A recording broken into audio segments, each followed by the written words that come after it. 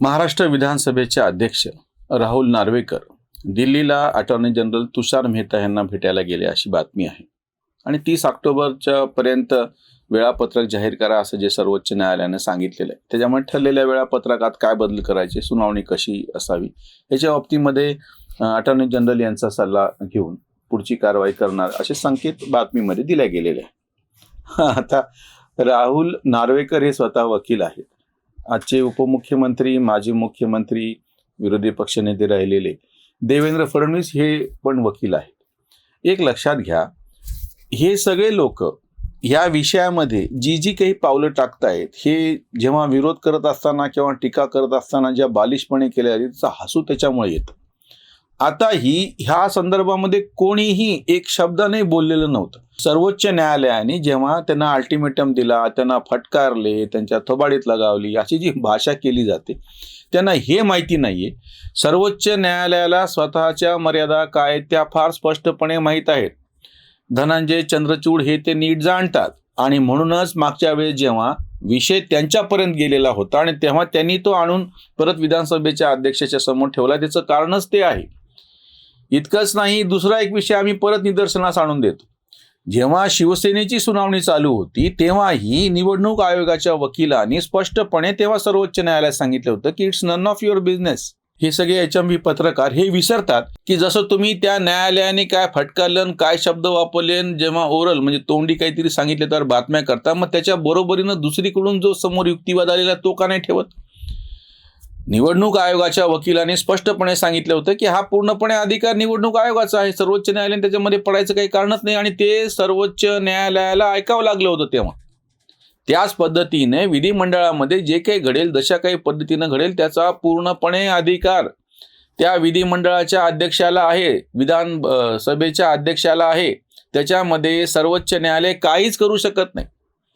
आता सुद्धा जो विषय समोर आलेला आहे हा कधीही पत्रकारांनी सांगितलेला नव्हता. विधिमंडळाचे अध्यक्ष राहुल नार्वेकर यांनी तुषार मेहता यांची भेट घेतली असा तो विषय आहे. इतका साधा नाहीये हा. तुषार मेहता अटॉर्नी जनरल आहेत आणि ह्या सगळ्या प्रकरणामध्ये राज्यपालांची बाजू अप्रतिम पद्धतीने त्यांनी सर्वोच्च न्यायालयात लावली होती. हरीश साळवेंची चर्चा मोठी झाली.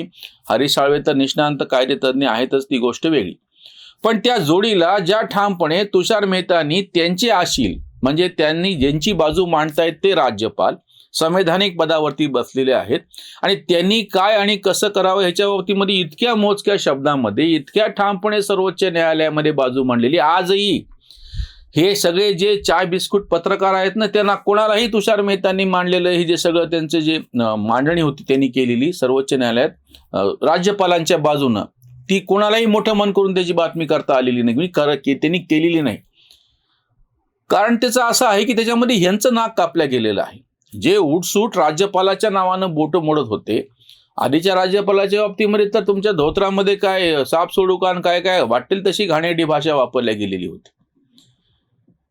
एक लक्षात घ्या की ह्याच्यामध्ये बाकीचा राजकीय विरोध म्हणा किंवा ते बाकी चालतं ते सगळी वेगळी गोष्ट आहे. पण जेव्हा कायद्याचा विषय येतो, प्रत्यक्ष तिथं सुनावणी चालू असते, प्रत्यक्ष कायद्याची कलमं असतात, ह्याच्यामध्ये अशा पद्धतीची विकाऊ पत्रकारिता आणि हे जे सगळे चाय बिस्किटवाले आहेत ह्यांनी असं काही बोलल्यानं काही होणार नाहीये. त्या ठिकाणी प्रत्यक्ष समोर आलेले जे साक्षी पुरावे आहेत किंवा जी प्रत्यक्ष कायद्याची कलमं आहेत ती जशा पद्धतीनं लागू होतात ती तशीच होणार आहेत.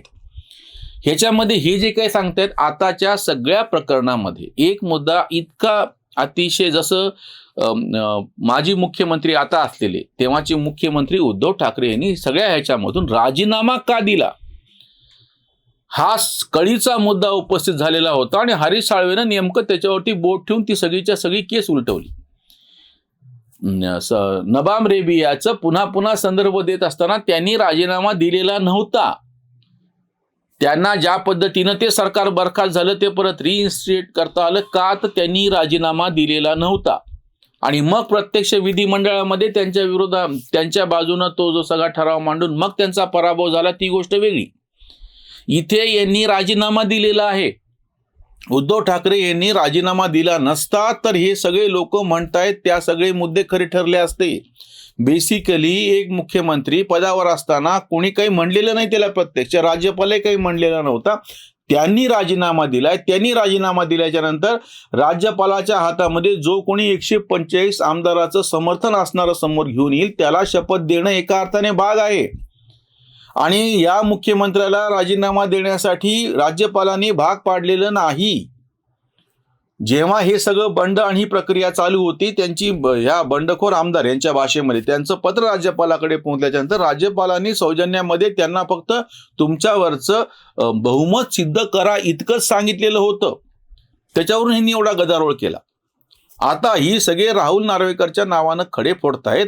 एक मुद्दा लक्षात घ्या, खरी शिवसेना कुठली? निवडणूक आयोगानं सांगितलं की एकनाथ शिंदेची शिवसेना ही खरी शिवसेना आहे. त्यांच्या पाठीमागे इतके आमदार आहेत, त्यांच्या पाठीमागं बाकी पक्ष आहे की नाही हे मोजायला पक्षाची जी घटना आहे त्याच्यामध्ये त्रुटी आहेत. म्हणजे उद्धव ठाकरे आणि एकनाथ शिंदे असे समजा दोन बाजू आहेत. त्याच्यामध्ये उद्धव ठाकरेंच्या हातामध्ये त्यांच्या म्हणण्याप्रमाणे पक्ष संघटना आहे, आमदार जरी यांच्याकडे गेलेले असले तरी. पण विधिमंडळ पक्षामध्ये फक्त आमदार मोजता येतात. तुमचे बाकी पक्ष सदस्य किती आहेत, त्यांनी ॲफिडेव्हिट किती दिले की नाही ते मोजता येत नाहीत. राहुल नार्वेकर यांच्या समोर अतिशय स्पष्टपणे जो मुद्दा आहे तो एकनाथ शिंदे आणि एकनाथ शिंदेच्या बाजूने असलेले आमदार विधिमंडळ पक्षापुरता. त्याच पद्धतीने अजित पवार हे त्या राष्ट्रवादीचे गटनेते आहेत, त्यांच्या बाजूला असलेले आमदार इतकाच फक्त मुद्दा राहुल नार्वेकरांच्या समोर आहे.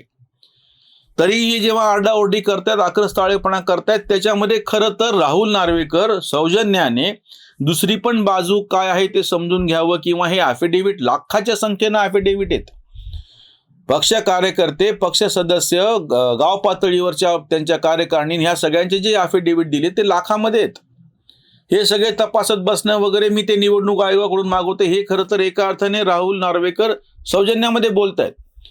प्रत्यक्षामध्ये राहुल नार्वेकरांकडच्या समोरचा प्रश्न अतिशय सिंपल आहे. हे परत पुन्हा 16 आमदार जे तुणतुणं वाजवायला लागलेत ना, मुद्दा फार सरळ साधा आहे जो राहुल नार्वेकरांच्या समोर येऊन थांबलेला आहे. जी बैठक उद्धव ठाकरे घेत आहेत ती कुठल्या कॅपॅसिटीमध्ये घेत आहेत?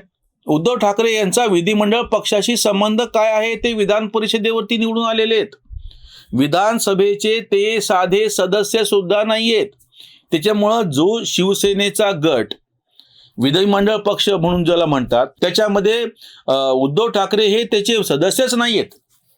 त्याचे गटनेते जे आहेत ते एकनाथ शिंदे आहेत. या एकनाथ शिंदे यांना गटनेता पदावरून काढायचं असेल तर किमान तुमच्याकडे बहुसंख्य त्या गटाचे सदस्य म्हणजे आमदार असतील तेव्हा ती बैठक होईल. उद्धव ठाकरे यांनी जी बैठक घेतलेली आहे त्याला फक्त 13 आमदार उपस्थित होते. विधानसभेची 13 आमदार उपस्थित होते. त्या 13 आमदारांच्या बैठकीमध्ये तुम्ही ठराव घेता आणि त्यांना त्या पदावरून काढता आणि बाकी कोणी हे नेमता, व्हीप नेमता, हे सगळं नंतर आहे. मुळातच उद्धव ठाकरे यांना शिवसेना विधिमंडळ पक्षाची बैठक बोलवायचा अधिकारच नाहीये, कारण की ते त्याचे सदस्यच नाहीयेत. इतका तो सरळ साधा मुद्दा आहे. पण हे ज्या पद्धतीनं आक्रस्ताळेपणा. दुसरी गोष्ट म्हणजे व्हीप हा प्रत्यक्ष विधिमंडळ पक्षाला असतो. शिवसेना ह्या पक्षाचा म्हणून काही व्हीप नसतो. म्हणजे तो जो काही पक्ष म्हणून बाहेर अस्तित्वात आहे, ज्याचे सदस्य आहेत, जिल्हा पातळीवरती कार्यकारिणी आहेत. परत शरद पवारांचं मी उदाहरण देतो.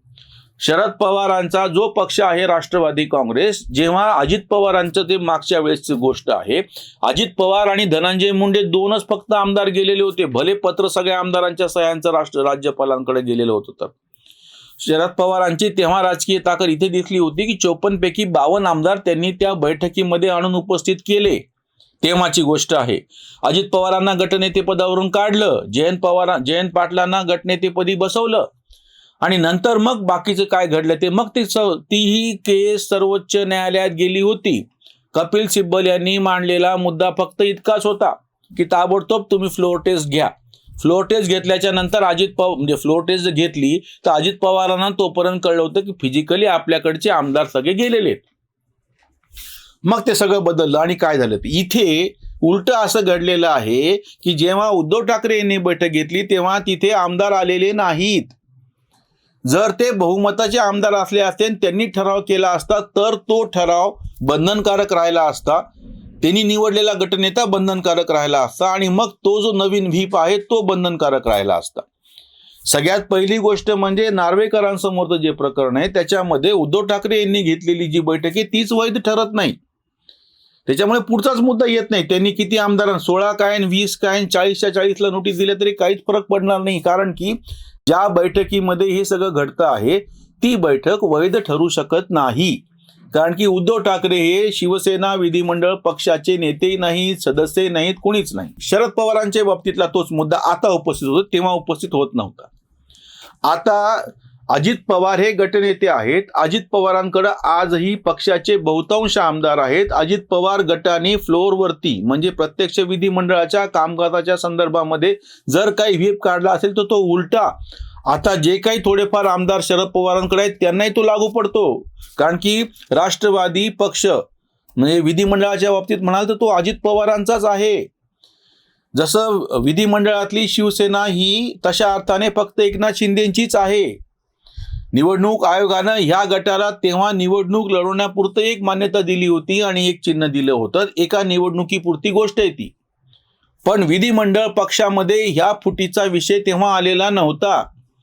आता जेव्हा आल्याच्या नंतर प्रत्यक्ष गटनेता तुमचा पक्ष काय आहे तो बाकीच्यांचा विषय आहे. राहुल नार्वेकर यांच्या समोर फक्त विधिमंडळ आहे. विधिमंडळामध्ये अधिकृतरित्या एकनाथ शिंदे हे गटनेते आहेत शिवसेनेचे आणि राष्ट्रवादीचे गटनेते अजित पवार आहेत. बाकीचे जे हे वाद उपस्थित करतायत निवडणूक आयोगापुरते त्याच्यातले एकाचं कानकं वाजवलेलं निवडणूक आयोगानं, कारण की एकनाथ शिंदेची शिवसेना खरी सांगितलेली आहे. अजित पवारांच्या बाबतीमध्ये पण हेच होण्याची शक्यता आहे. त्यांचीच राष्ट्रवादी खरी आहे. त्यांनी तर आधीपासून तयारी केलेली आहे. हे बंड व्हायच्या आधीपासून सगळा शिवसेनेचा आधीचा अनुभव लक्षात घेता अजित पवार यांनी का पार राष्ट्रीय कार्यकारिणीपासून खालच्या सगळ्याच्यापर्यंत सगळी पूर्ण नीट फिल्डिंग लावल्याच्या नंतरच हे घडून आलेलं आहे.